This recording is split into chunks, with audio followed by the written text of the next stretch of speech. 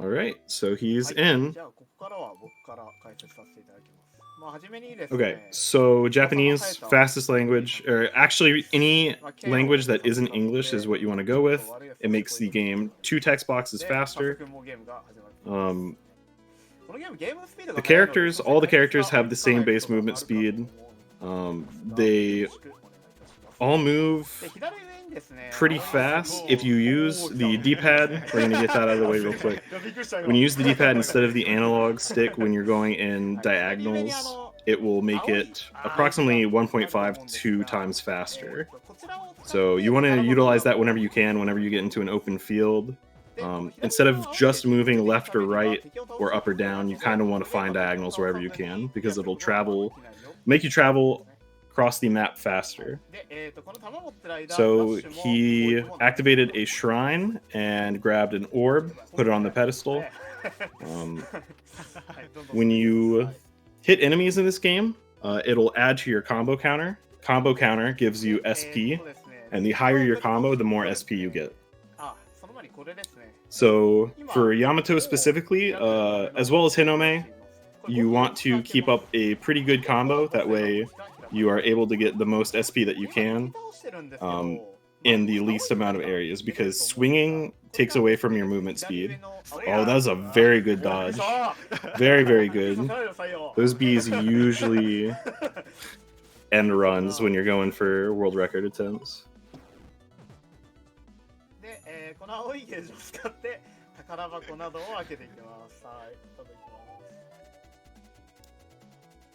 Okay, so the first part of 100% is coming up right here. That's what changes the route significantly over the course of the run. He just picked up an SP upgrade, and every level there are 2 SP upgrades and 2 HP upgrades, as well as a secret that replenishes your health and your SP. So that's the requirement for 100%. You have to get all of the upgrades, all of the secrets. So it makes the strategy for your combo routing a little bit different than any percent. And that in turn changes the entire run, honestly. All of the small... There's the first secret that'll refill his health and his SP. Gonna grab the health upgrade. And every one of those treasure chests costs 50, I believe. And just because we're already here and I forgot to explain it, collecting 4 shrines will net you the boss door. And that's how you progress throughout the game. Collect all the shrines, activate all the shrines, get to the boss door, beat the boss, move to the next level. Yes, we're playing on PC, I believe. PC and PS4 are both the fastest. I can't remember if this game is on Xbox One or if Xbox One has the same patch notes as PC or PS4, but Switch version is definitely slower. There's a lot of lag in the Switch version. It's not nearly as optimized as PS4 or PC, and a lot of the boss skips for Uzume do not exist. So if you're looking to run the game as Uzume, you, or really as any character, should probably pick up PS4 or PC. That's a new strat that he just did. That was a perfect positioning to get the boss where he wants to go.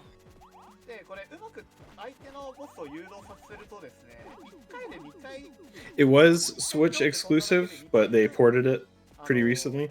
So normally what we would do, he would go to that second switch just to the left of the very right one, but instead we found it's actually faster to go to the next one over.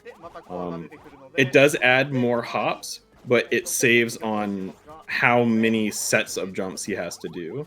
So the overall number of hops is higher, but the amount of time he needs to be moving is less. If he gets all 3 of these, it's pretty impressive. He does. He gets all 3. Very, very nice. Very clean. Very impressed. And for bosses, it seems kind of self-explanatory, but when a weak point comes out of the boss, you have to hit it a total of 3 times with 3 true damage. That's something we'll get into a little bit later. It doesn't really matter right now. It'll matter at the final boss. But true damage is just 3 hitboxes. It doesn't matter how much damage you put out, it has to be 3 hitboxes. Now, like I said, you want to swing as little as possible going through your route, just so you don't stop in your tracks. And it's super important with the other characters. It's still important with Yamato, but her swings on her sword are 9 frames, so that's way quicker compared to the other characters. So now he's carrying this orb, and what he just did, there's actually a spawn that can happen to the right of him. He canceled that spawn by not walking into the load zone. That's very, very important. That can save on a ton of frames. It can save on him dropping the orb and costing him 16 seconds. I think the least costly orb in the game is 11 seconds, but dropping items is never good. So, and then he didn't spawn them there either. Very, very good. He's being very mindful. He's going to intentionally spawn those green jellies in the middle just to keep his combo going. Clears out the bushes. You can actually do what he's about to do without clearing the bushes, but he's just wanting to make sure that he is safe. Picks up the first SP upgrade. Gonna hit that switch so we can activate Shrine 2.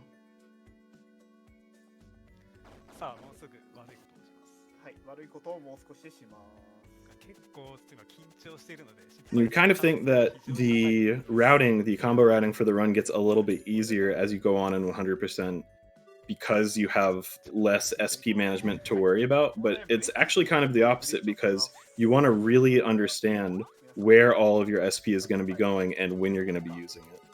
All right, very, very good. So that was something called bridge skip. I wanted to wait until he was done with it to explain it. Basically, you can pause right before you press the A button to activate the switch that brings the bridge up. And it does the cutscene camera animation without the player being frozen in place. So you can move while the camera is moving. That in turn makes it a very, very good time save, but it also makes it very difficult because you can't see your character while they're moving. The world is static every playthrough, so all of the puzzles are the same every single attempt. The only thing that's random are the boss cycles in some bosses and the RNG for the enemy spawns. Like those red jellies right there, that was not a great spawn. This one's okay.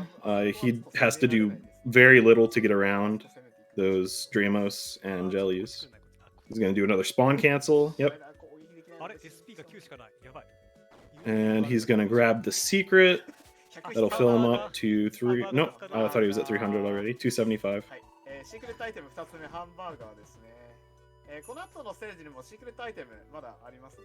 On our way to the level 2 boss. He's doing pretty well so far.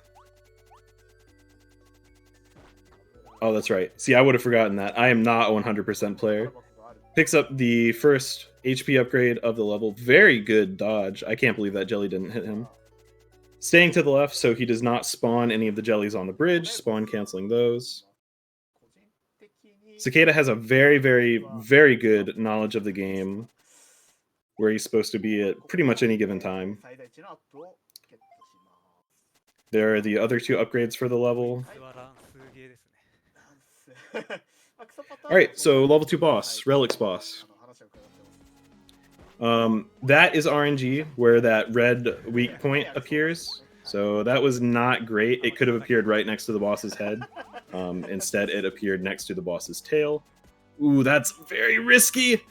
Just missed it. Alright, but that was the right thing to do. You want to enter the teleporter early. You only need to enter the teleporter once, so he lost a couple of seconds having to go back into it to recorrect himself. But generally, you want to enter it as early as possible because Yamato is fast enough to run over to the center of the stage, hit the weak point, and then you don't have to wait for it to get to the teleporter. All right. Level 3, Scorching Labyrinths. This is my favorite level to run, and a lot of people's least favorite level to run. It's very punishing. Just like Ruins, the final level, you do not get to the first shrine until at least a minute into the level. There's that first orb pickup. Ooh! Very, very, very risky. That swordsman could have beat him. Crazy, crazy kill rooms. Okay, so Scorching Labyrinth introduces kill rooms to the game. You just have to clear the you have to clear the enemies out of the room, and then the doors open. You want to do that as fast as possible. He was using Yamato's special, which is the spinning Katsunagi blade. And that's just done by holding your attack button down, letting it charge up, and having at least 50 SP. Yes, the stages are static. Alright, so key carry, this can be... Ooh! That can be very, very tricky, because most of those enemies are still alive. You don't usually kill any of those at the beginning.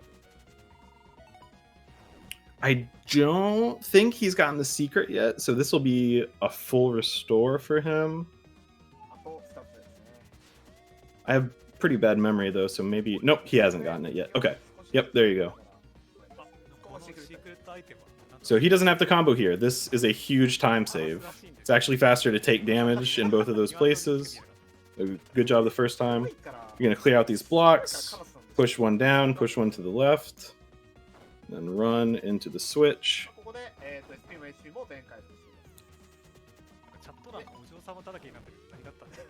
Let's see.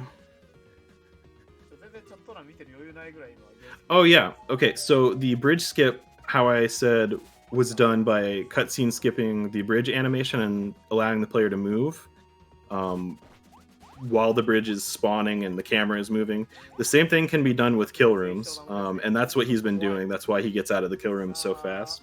Saves about 1.5 to 2 seconds every single kill room. Very, very significant in the long run when you're talking about top level players, world record players, and he's definitely one of them.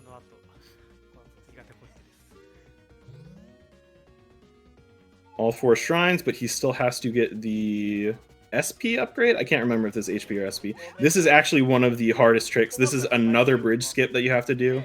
So he's going to open this door. He's got enough for the treasure chest. See if he gets it. This is a very tight window. Ooh, yes. Very, very good. Huge time save there, actually. Normally, in any percent, we go up and to the left, but instead we're going to go down right and then up. We don't want to go through any kill rooms. That would waste a ton of time having to reopen them. We're on to the level 3 boss.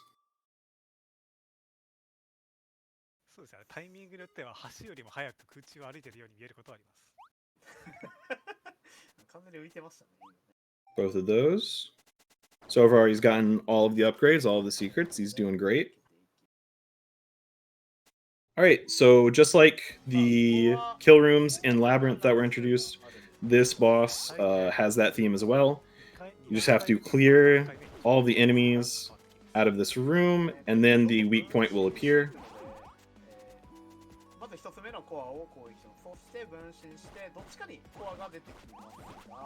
Yamato makes easy work of this boss. A lot of the other characters, or both of the other characters, kind of struggle with it. It's a little bit harder, because you need to be able to move very quickly after you attack.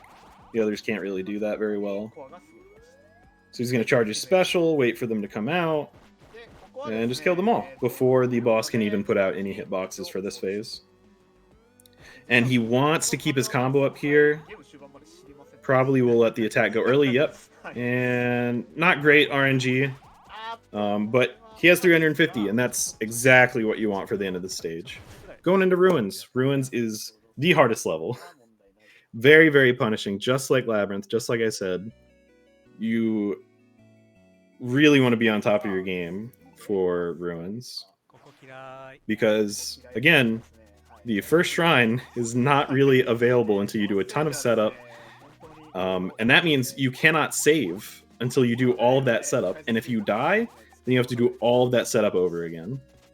It's well over a minute of setup before you get the save. So there's a teleporter. We're going to go into that teleporter later and pick up a key. He went north just a second ago to clear out those bushes so we can bring that key up there. Oh wait, no. He does this afterwards. Okay, I thought he made a mistake. So he's going to take this orb, having a little bit of fun, just dancing around the Dramos. Take this orb up to the middle pedestal. Activate the switch.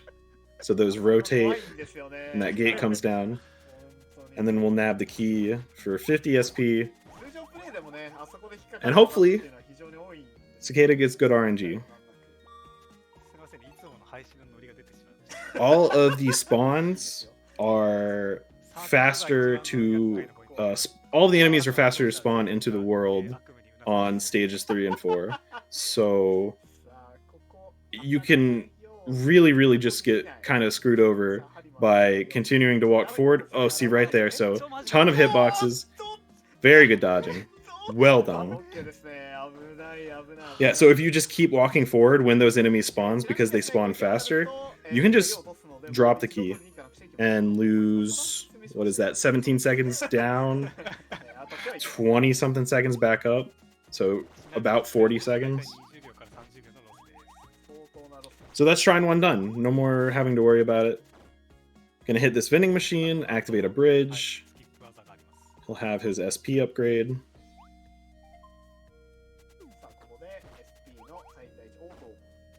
Oh, and then this is a very cool trick. We'll see if he can pull it off. It's relatively new. Yes, very good. Okay, so now he never has to clear out that kill room ever again. Very cool trick. So you stand just outside of where the game thinks the load zone for that kill room is, and you kill the last enemy. But the game thinks that there are supposed to be enemies there, so it just reloads them because you're outside of the kill room, and then you run back in as the last one is dying. It's a lot of weird logic that happens. But basically, it saves, I think, 11 to 12 seconds because you don't have to do that kill room anymore. And instead of activating a switch that will activate that'll make a bridge appear down at the southeast of the map where he just was, he's going to go north through that kill room. That also saves about 5 or 6 seconds over not doing that trick. So he has one more upgrade in level, and he has the last secret to obtain.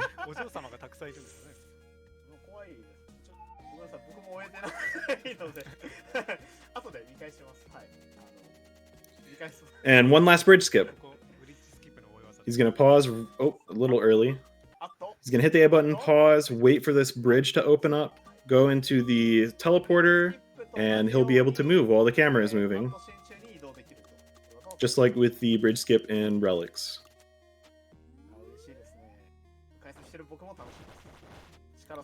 I missed the cutscene skip there, no problem.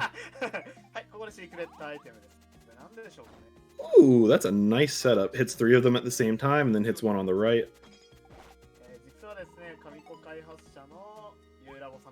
Last in-world upgrade.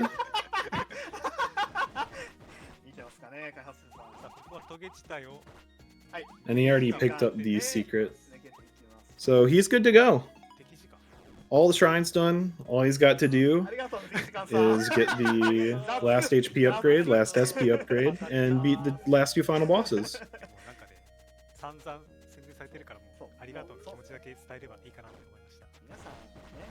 Nice cutscene skip.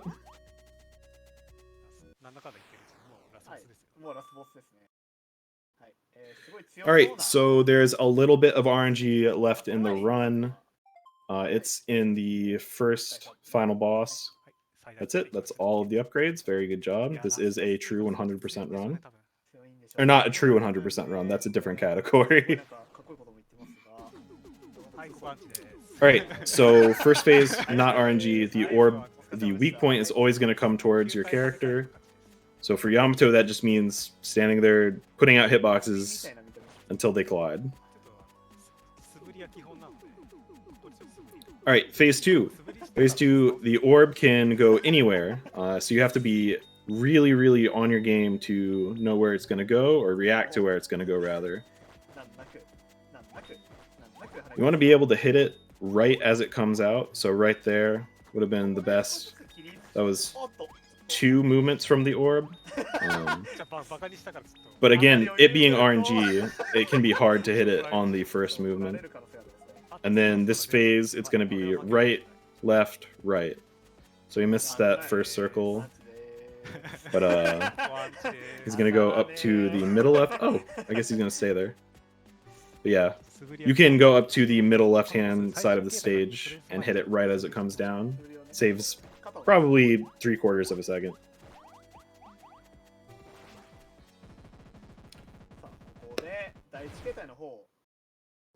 First final boss done. And this is the last final boss. This is all but a completed run. For this fight, you have to charge your special, break the glass, and with other characters, you have to deal 3 true damage to the weak point, just like any other boss. But for Yamato, she just gets to hit the glass 4 times. I actually, of all the things that I know how they work, that's something I don't know why it works the way it does. I know that her spinning Katsunagi blade does true damage when it has its hitboxes out instead of just, you know, a set amount of damage. But I'm not sure. I'm not sure how that's coded. But this is just pulling from all the different fights, all of the different bosses from the game. And to be honest, I don't know how everybody in the community feels about it, but this is essentially a moving cutscene. A lot of the hitboxes are not threatening. This is probably the most threatening hitbox in the game, and it is very easy to know that it's coming. These swords, the hitboxes don't really match the swords themselves, so you can be kind of inside of it. It's very, very visually appealing, but you can pretty much be anywhere on the screen and not get hit, for the most part. Plus, he has like 12 health, and giant cat paws. Gonna come in and try to squish him, and this is it. Time will be probably in about 10 or 15 seconds. I don't know what his world record is, but let's see. Let's see.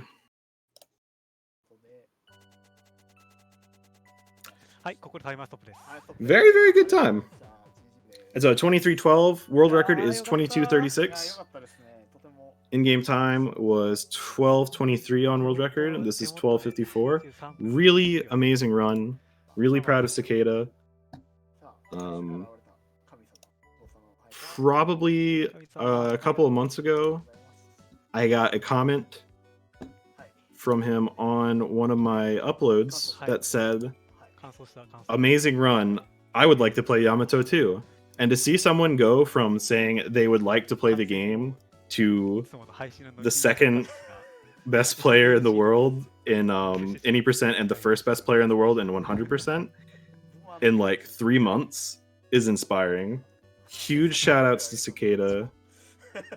Huge shout outs to the Kamiko community, Boss Cat for being an amazing community manager. Yes, please go follow cicadasweet.